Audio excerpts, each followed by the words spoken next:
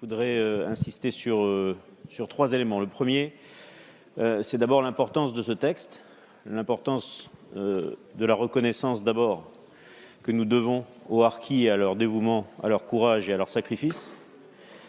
La reconnaissance aussi de la nation 60 ans après pour l'indignité du traitement qui leur fut réservé à eux, à leurs familles, à leurs descendants. La deuxième chose qu'il faut relever, ce sont les plaies vives qui continuent, et c'est bien naturel, de s'exprimer. On l'a entendu dans la journée, parfois de manière un peu plus vive, mais je tiens à saluer et à remercier l'ensemble de mes collègues pour la hauteur, la profondeur et la dignité des débats qui furent les nôtres aujourd'hui sur un sujet qui est très important, très symbolique. Et à ce titre-là, je crois que l'instauration que nous avons votée d'une journée nationale dans la loi en hommage non seulement aux harkis, mais aussi à ceux qui leur ont porté secours et soutien honore notre Assemblée.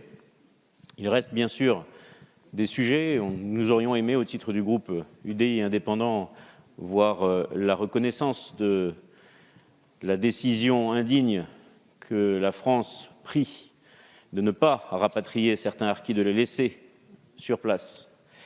Nous aurions aimé aussi voir reconnu ou intégré dans ce texte la souffrance que subirent ceux qui ont dû regagner par leurs propres moyens le territoire national, mais ça a été bien expliqué. L'objet de ce texte était ciblé sur l'indemnisation du traitement qui fut réservé par la France à ceux qui ont fréquenté, et le terme n'est pas adapté, les camps et hameaux de forestage. Donc, au final, et à l'heure du vote, Madame la Présidente, le groupe UDI indépendant votera bien entendu la totalité de ce texte en souhaitant que le geste que nous adressons aujourd'hui aux harkis, à leurs familles, à leurs descendants soit entendu, et en espérant que le travail continue, car il reste des sujets encore que nous n'avons pas pu et pas voulu ou pas su traiter aujourd'hui.